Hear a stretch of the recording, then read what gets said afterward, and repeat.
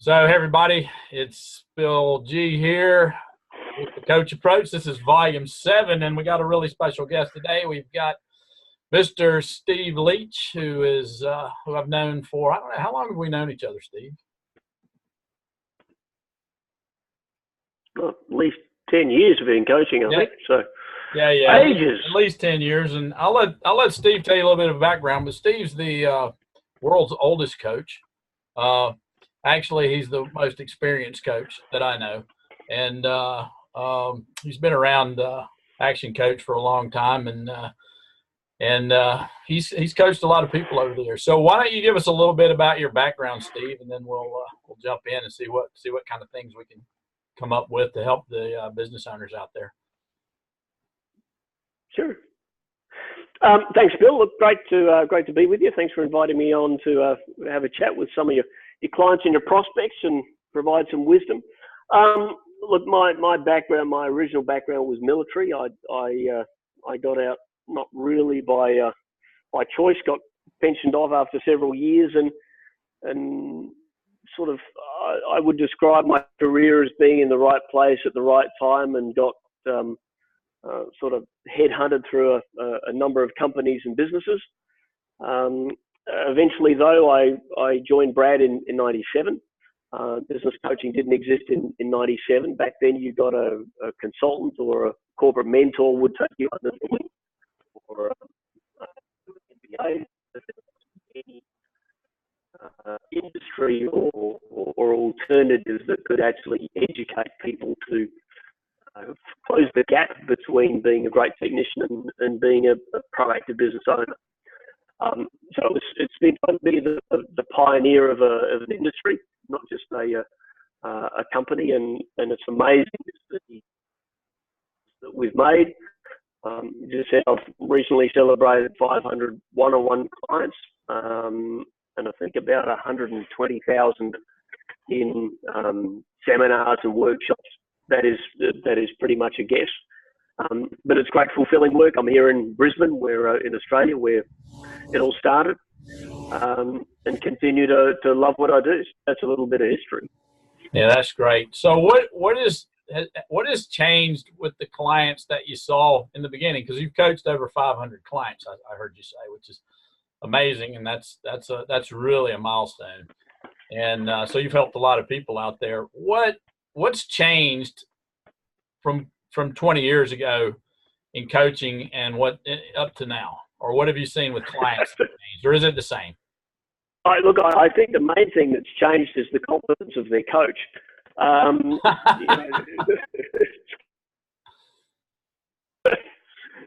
22 years ago, I do feel like going back to maybe the first 200 clients and just apologising for whatever I put them through. Look, I think that's a really good question.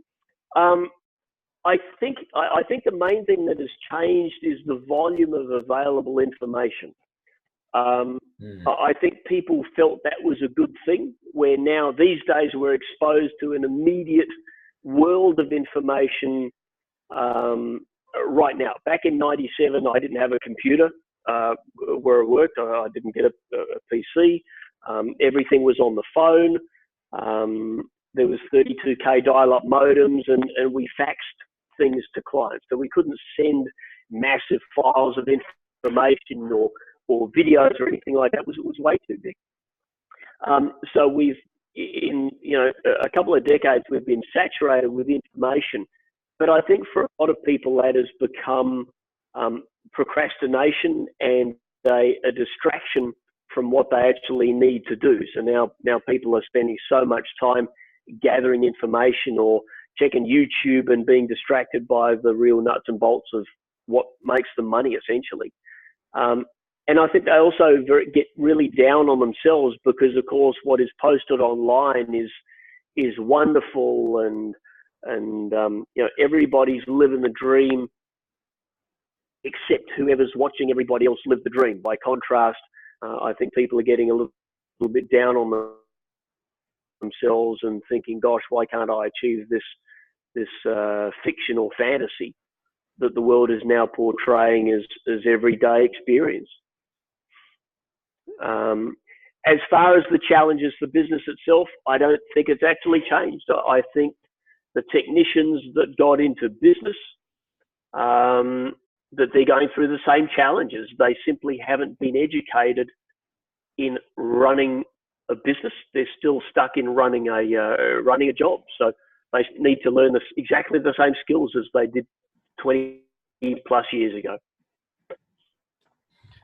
So for the folks running a job, the technology challenges may be a blessing or a curse.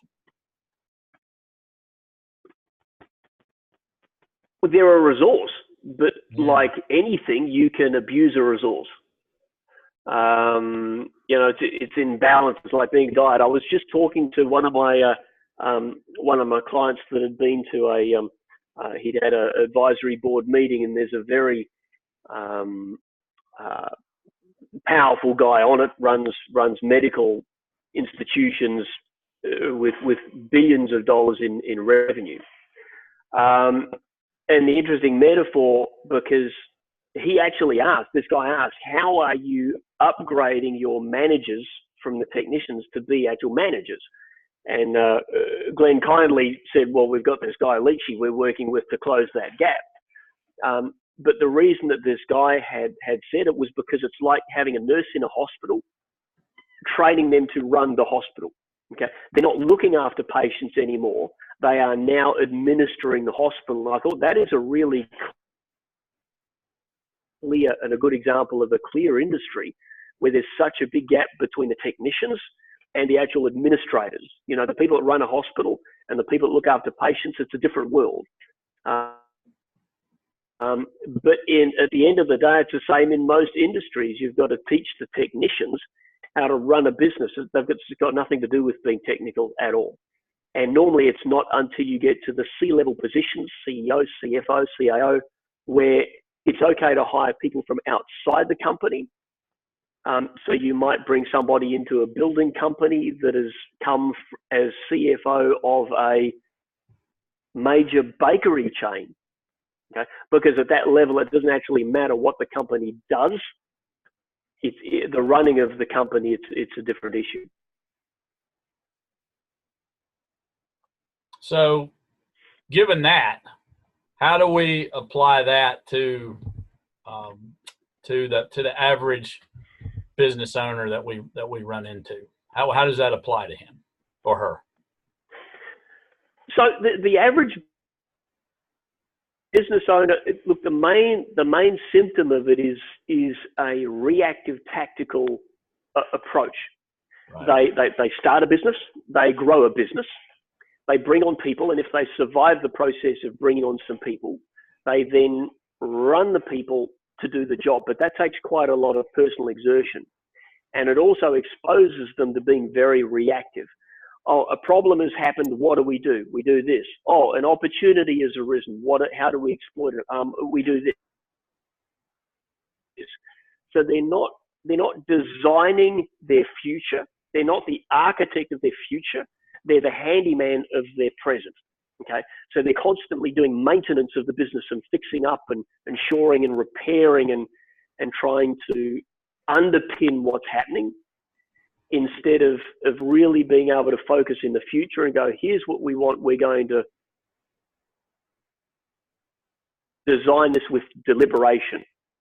And that's what we're always trying to do as coaches. We both know that, teach them to stop looking in the review mirror of their business, turn on the high beams and start looking out, you know, so that they can plan the journey instead of just dealing with the potholes and the conditions on the road right now, to use a metaphor. And you know me, I love metaphors. Yeah. No, we'll use a lot of metaphors.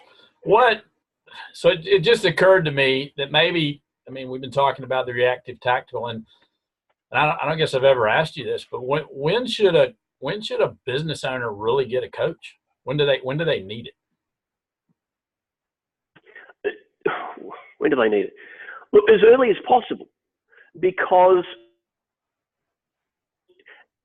imagine that you're building a house. When do you need to engage a builder? well, you engage a builder at the planning stage.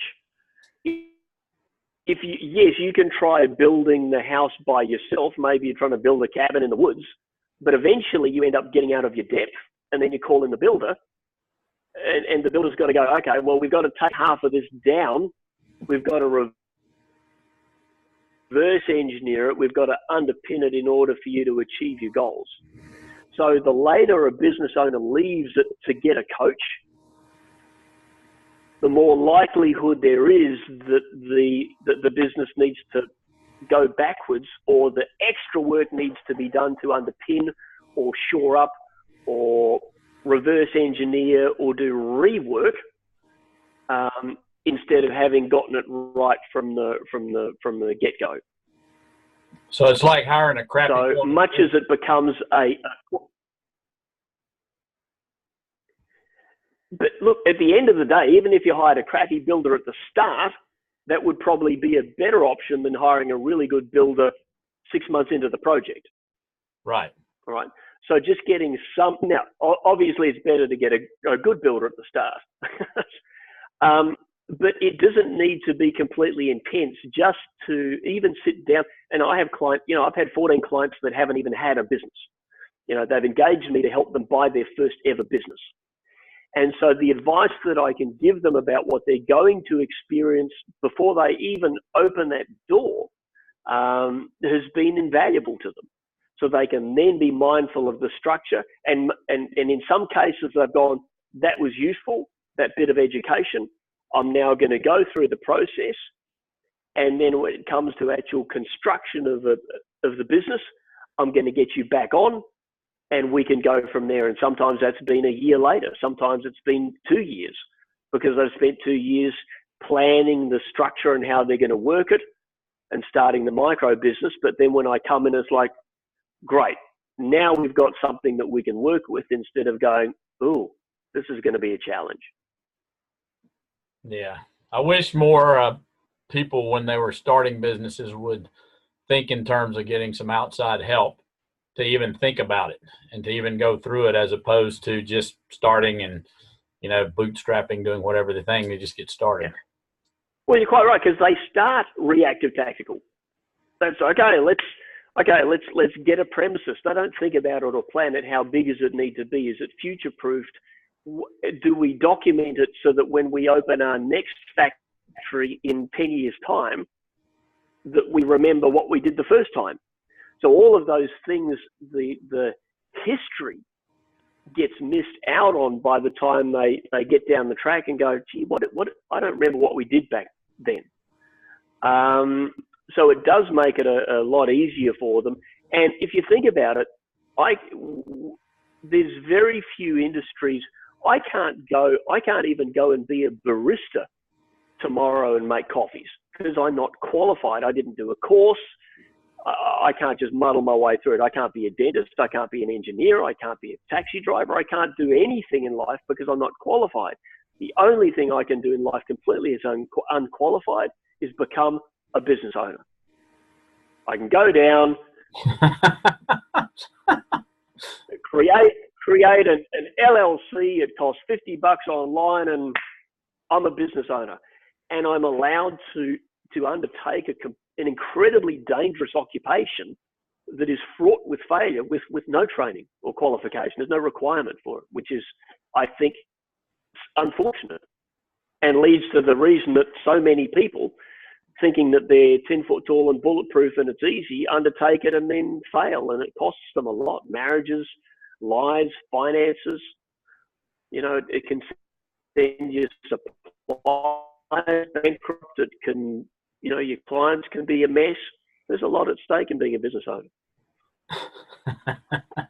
Yeah, that's an interesting perspective there. That you can start it without, that's amazing. Yeah.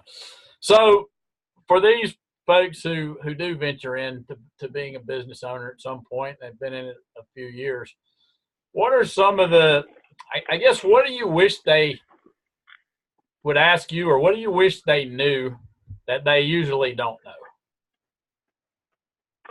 Oh, gee, that's a good question. So they've been, you're saying they've been coaching for a couple of years, or they've been in business for a couple of years? Yeah, maybe, when you run into a business owner, maybe for the first time, what do you wish they already knew that they don't know? What Or they usually don't know. Sometimes, I'm so sure some do. what I would love them to know is what it looks like when it's finished. It's a long journey. But see, most people, I've interviewed a lot of business owners. Maybe I think it was about 150 odd that I said, why did you get into business? The two most common answers were, one, so I could be my own boss, and two, so that I could make the decisions and I was in control. And it was like, you've got to be careful what you wish for, because they achieve both of those things. They get to be their own boss, which is an additional full-time job that adds to being their own employee. So they're working 60 hours a week being their boss and their employee. So they're doing a lot of work. And secondly, being in control, they perceive control by being in the front line of control. They don't believe in control of their team to gain control of the situation. And we all want control.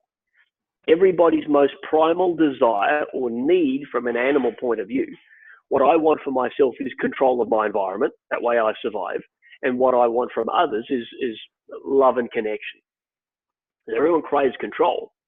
But it ends up being micromanagement instead of expanding that control. So they start the business, they grow the business, they run the business, but they never actually finish it, because finishing it in a way, finishing that project, they lose control because it's done, it's finished. Now what do I do? It's like, well, it's like building a kit car. Some people build a kit car for 20 years because they just need a make work project. And that's the same for most business owners. They need a make work project where they can escape and do what they want. They never get to drive it, the kit car, because they never actually finish it. But it's a great, they can go to the cave and the shed and work on it and tinker on it for 20 years. What I want business owners to understand is what it looks like when it's finished. But you know what? I'm going to sell it. And they can sell it for a great multiplier. Or they can give it to their kids. Or they can run it as a shareholder with as much interaction as if they were a shareholder for General Electric. Right? So they just get dividends every month pouring in, and they don't actually know who runs it anymore. It runs genuinely without them. I would love them to have that vision, because that will help them on the journey and know where the journey finishes. Yeah, so right. I think we as coaches spend a lot of time, or at least I do, putting that vision out in front of them and helping them get it. Do you find that most people have I guess what I find is a lot of business owners do not have a big vision, do not have the vision of that finished business. So what are some things that you do to help them get a bigger vision? What are some strategies that you use? Oh, look, that's a great question. That's a great question, Bill. It starts with reflection. Here's the thing: we are programmed as children not to have more than the basics for survival. If you and the people watching, you think back to when you're 3 years old, your mum brings you a tray of cookies. What do you do as a 3-year-old? You pick up a handful of cookies in each hand. As many as you can possibly carry. Imagine or think back, because no doubt you did it, whether it was boiled lollies or cookies or whatever it might be, you get your hand smacked. Put them down, greedy little boy. No, you take, you're offered this abundance. You're only allowed to take one, because you need to leave enough for the rest of the world to share, or the rest of the picnic to share, or the rest of the family. Don't take more than your fair share. We are programmed as children to only have our fair share. If we have more than enough or more than our fair share, we are greedy, gluttonous, selfish. If we have more than our fair share not having worked as hard as everybody else, then we are slothful and lazy. So from children, hardwiring of our brain is that we need to be constantly employed working hard and not have more than everybody else.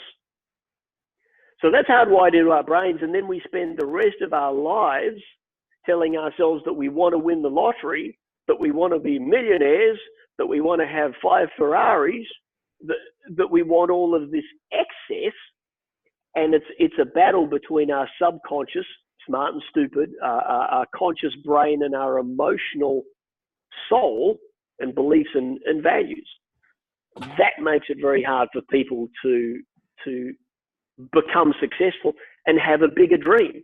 And it's very frustrating for me as a coach when you come across clients that, oh gosh, no, I wouldn't want that. I wouldn't want nice things. Oh, I don't want material things. It's all about spending time with the family. You can have both. The family's going to have more fun if you have enough jet skis for everybody. Oh gosh, no, I don't. It's not about the toys, and these are just excuses to push away from them. The idea of having more than enough. If they get more than enough, people tend to sabotage. You know, these people that win the lottery and 2 years later are bankrupt because they didn't like it where it took them. All right. So reflecting on the programming is important to get a bigger vision. So how do you take them through that? Well, basically what I do is help them to reflect, is explain what I just explained to them so that they can logically look at the programming and go, yeah, that makes sense. That now I understand why I have this unconscious inclination to sabotage when I have more than enough. I understand why I screw my nose up at people that have Rolls Royces or more than one car or gold toilets or travel in jets. You know, and most people, you know, I'm sure a lot of your viewers would be able to feel that visceral, how we despise rich people that are ostentatiously flamboyant in their spending. Well, you never become what you despise. So why do we despise those people? And by looking at that programming, we can intellectualize it. And then when you have a coach that can call you on that, that helps. But it is catch-22. It's hard to appreciate the great things in life without having experienced some of the great things in life. So, you know, it's a bit tricky. You know, So I remember. Yeah. So in order to reprogram them, then it sounds like, I mean, one of the things that I've been encouraged to do and encouraged other people to do is if you wanted a certain kind of a car, you go test drive it, go sit in it, go, you know, see if they'll let you borrow it for a day, rent one, something like that, to experience it, to feel it. What is that? Does that kind of short circuit that feeling? Absolutely. Absolutely. The kinesthetic appreciation of that stuff absolutely works. That's why I don't understand that airlines don't let everybody, when everybody's got off the plane, everybody's got out of the economy class and got off the plane. I don't know why they don't invite everybody up into business class to sit in it and put the seat flat and actually experience, you know, the bed or the suite or the showers in first class on the plane, to experience that instead of going, no, we're going to draw the curtain. You're not even allowed to look at what you could have, so people can't experience it. Interesting. You know, I encourage, you know, people to, when I have a client that thinks, oh gosh, you know, they've got a big business is so hard, I take them and we spend, you know, a few hours with one of my larger clients experiencing what their life is. So it's like go to work with another client for a day.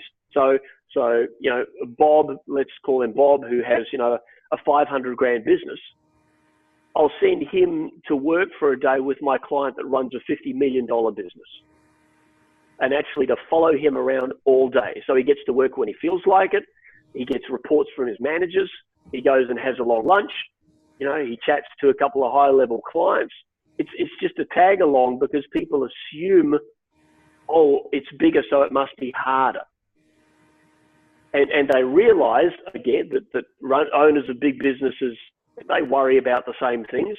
They don't have an incredible library of knowledge. I've had clients come back going, they don't know any more than I know. That's right.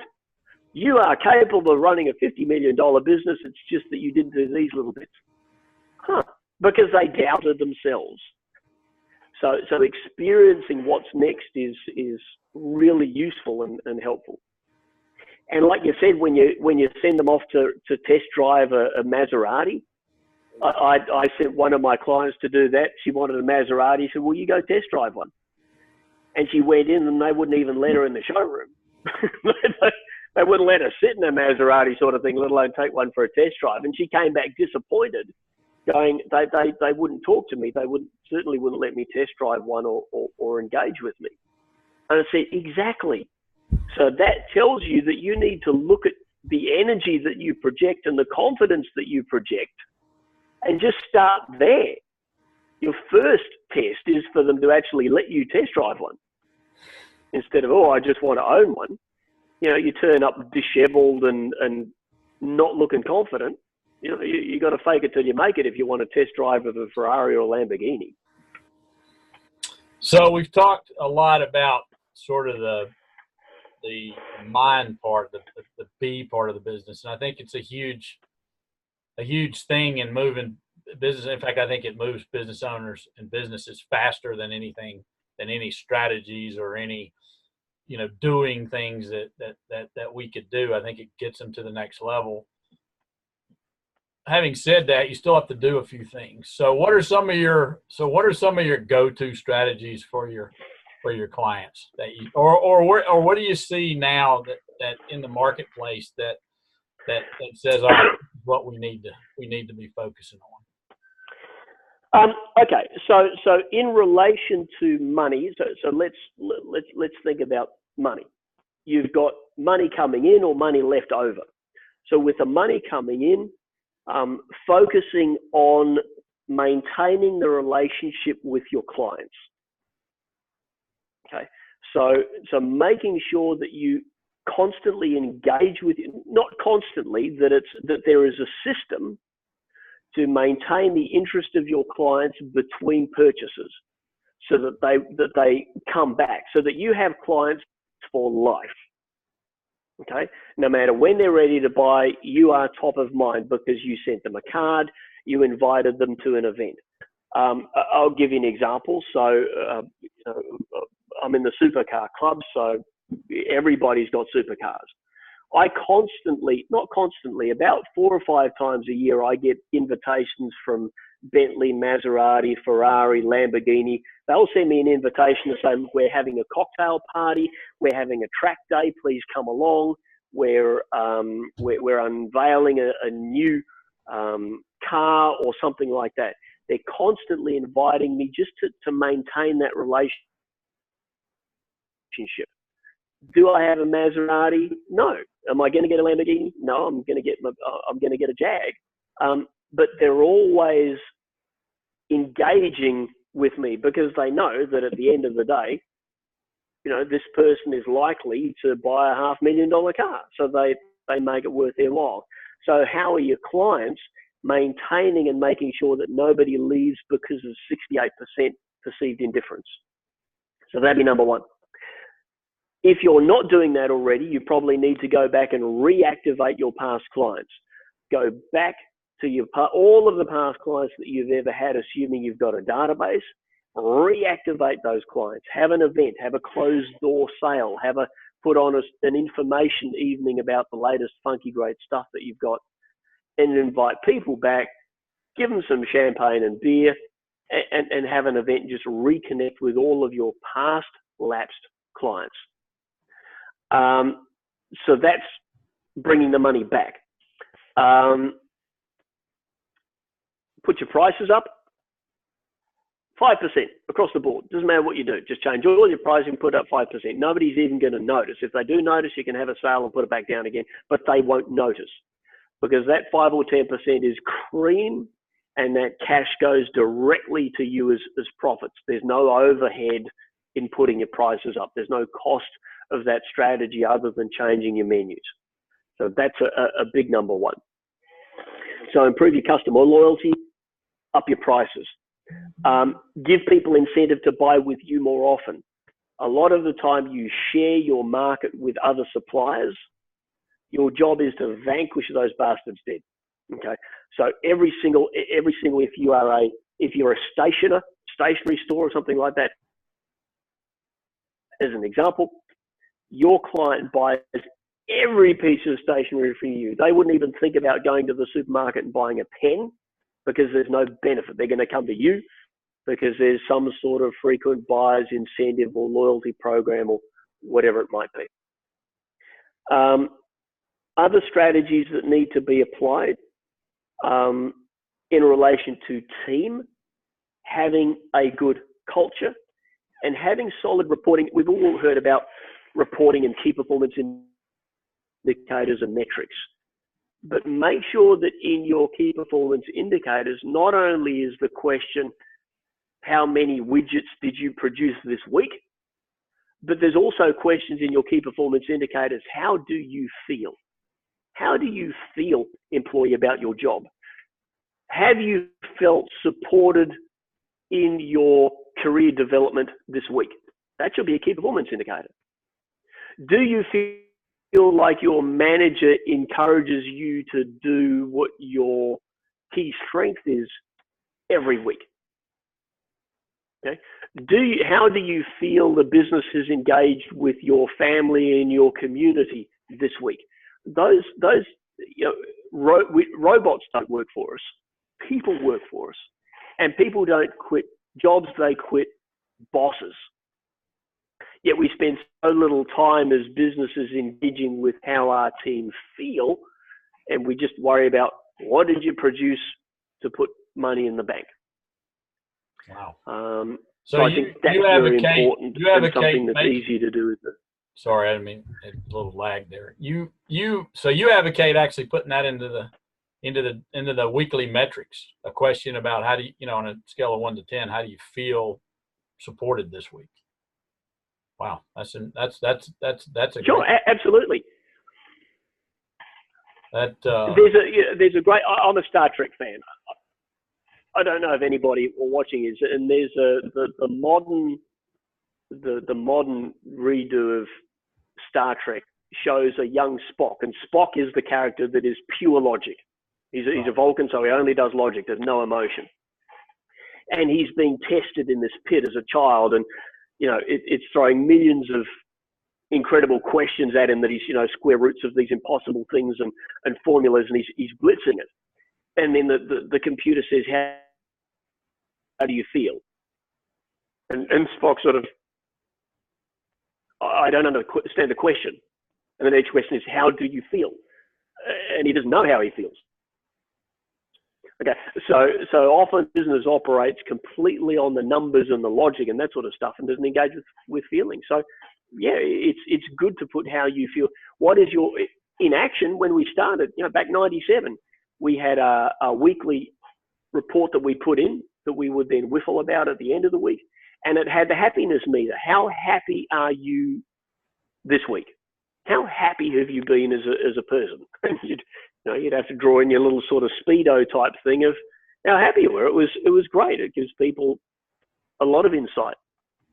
Yeah. Now, I guess there's the flip side of that, and that's the companies that run completely with almost no metrics, and they're completely running on feelings. Oh yeah, well, this is for your clients, so I'm assuming. Well, yeah, it's intuition. They're pulling. It's a crystal ball type thing. It's they shape the 8 ball or whatever, and it says fire somebody or do it or don't do it, or the random answer generator. And look, we do trust in intuition, and it will get you so far, but you can't manage what you don't measure. You wouldn't drive. I was lucky enough when I was in the military, I worked in training the Marines in Pearl Harbor, and we went out on a submarine. Now, the really cool, the perturbing thing about if there's one thing a submarine doesn't have, it's windows. The only view to the outside world is this big through the periscope. Now, imagine if you were the submarine captain running on intuition and you didn't have any instruments. Right.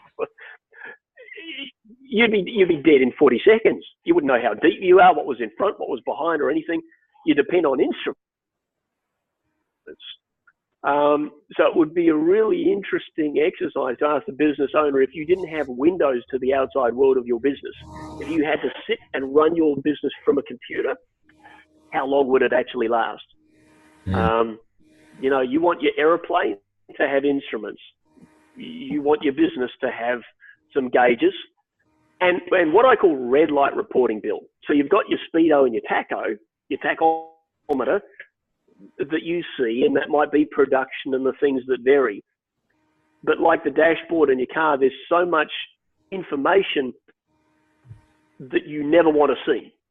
You see it when you first turn the key on and all the red lights come on, you know, your engine light, yeah, that's right. pressure light, and you see all that, and then it goes away and it's like, woohoo.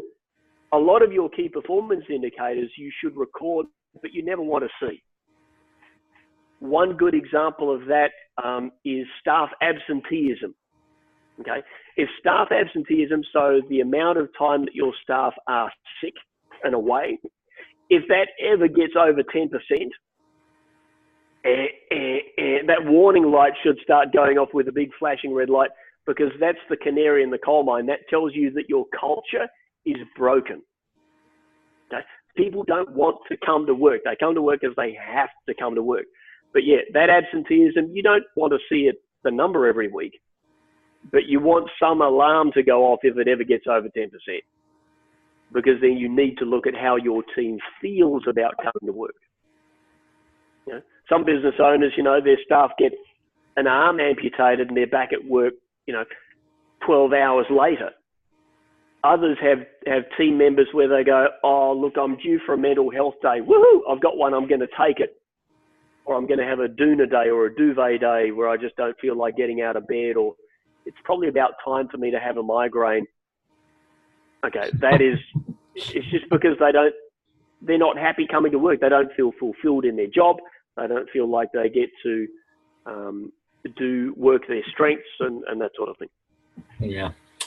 Yeah. Let's shift gears. You've always been an innovator. I mean, you were in on this industry from pretty much day one. And so what are you working on now? What are you innovating now? I'm writing a book, Phil. Glad you brought that up. Great. Talk about your book. Tell us what you're up to. Okay. Well, I think it was probably Christmas time. I was away just having a bit of a vacation, get up early, and I'd go down to the cafe and just type up some ideas that I had about leadership, and came back, and after a couple of months of putting down my thoughts, went to hit print, and it said, are you sure you want to print 115 pages? I was like, it's not 115. Well, it is. It's now about 75,000 words, which is a substantial book. So I've come up with the leadership chain, 10 characteristics of great leadership that you need all 10 to be a great leader. Or if one of the links is weak, then your leadership is weak. So and there are 10 words that start with C. So the first is charisma. And this is that sort of undefinable magnetic attractiveness that people have, that some people have in attracting them to business. And for me, as somebody that's actually not that charismatic, I always look at that these people are attracted to this particular leader. That's the first thing. Charisma is important. Then you need to build on that with character. Now, I just presented on this. I just spoke on this in Vietnam a few days ago, probably this time last week. and I put up some pictures of leaders: Richard Branson, Donald Trump, Kim Kardashian, Hitler. I think there was somebody else in there. Now, these people are undeniable leaders. It was interesting when I put up Kim Kardashian, people went, oh, she's not a leader. She can click her fingers and get 500 million young kids to buy whatever crap she's selling. You can't deny that as a form of leadership. So Hitler was an interesting one. Hitler was incredibly charismatic, but his character was a little bit flawed. Okay, so because that link broke in his character, everything else fell to pieces. Because he was committed, he was capable, he had charisma, he had communication, he had coordination. You think as an individual person managing and coordinating the resources that he had, incredible job. He just lacked character. He was screwed up in why he wanted to achieve what he wanted to achieve. And character is that belief and value, morality, and that sort of thing. So charisma, character. See, this is how new it is. I've forgotten the order that the 10 of them come in. There is coordination, which is your ability to make various aspects of the business work. But there's also cooperation. Being able to coordinate activities is one thing, but cooperation says, why would people be coordinated? Why would people cooperate? What is the motive? What is the self-gratification? What do I get out of working with somebody on my team? Right? So you've got the coordination and the cooperation. You've also got commitment that is in there. What is the long-term picture? What are you prepared to commit as in resources? Are you in it for the long run? Okay. Some leaders that are characterized by millionaire bankrupt, they've got new ideas, but they never finish them. Okay. Great. They're charismatic. They got character. They got coordination, but they don't have the long-term commitment to finish the job and invest in people's education and resources and that sort of stuff. So I've got a fun assessment that I'm happy to give to your people, where they can fill out 70 questions, and it will actually give them their levels of each of those 10 characteristics. I'm happy to give that to you to pass on to them. Yeah, well, awesome. if you'd like to do that, and one day when I get around to it, the book will be out. Yeah, we flick that through to me, and I'll put it with this video, and then people can take it, and we'll see how they come out. I'm sure they'll want to do that. Sounds interesting. Have we got a working title yet for this book? The leadership chain, I think, but again, I'm playing with it. I'll have to get a graphic artist onto it or something. I've had to play with it, but my stupid Steve likes to play with the graphics before he likes finishing the book. Yeah, I mean, it's part of it to get a good title and a good cover. It definitely makes a difference. The gift wrapping paper makes the gift. Yeah. No, it does. It does. So, anything else you'd like to tell the folks, or any recommendations you have around learnings, or anything interesting you've looked at lately that you think they might be interested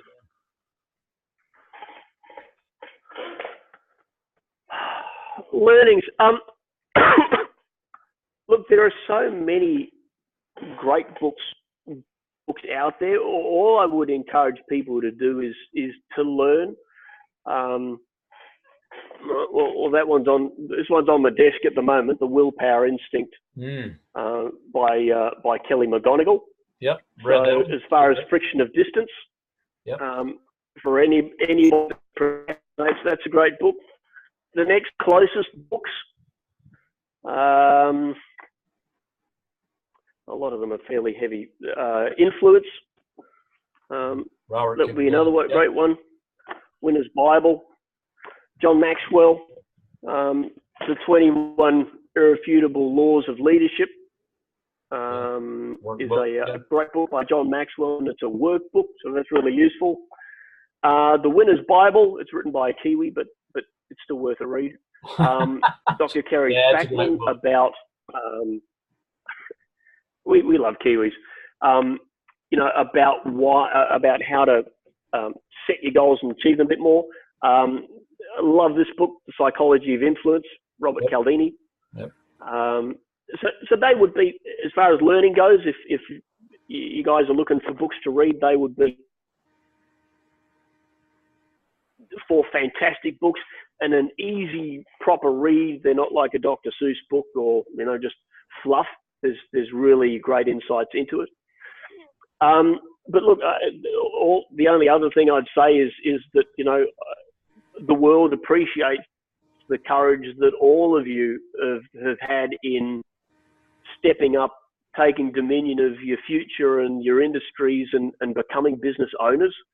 And I hope that you get the help and the learning and the education to achieve your goals and achieve your dreams and set a great example for others by, showing that business owners can be happy, successful, wealthy, balanced, with great families. And for all of these millennials coming up through the ranks generationally to, give them insights into what defines success. Good on you. All right. Well, cool. Well, thanks, Steve. It's been a great chat. I think there's a ton of insights and nuggets in there, and I hope the folks out there will actually take some good notes and act on some of these things. So I appreciate you being here, and we'll catch up soon.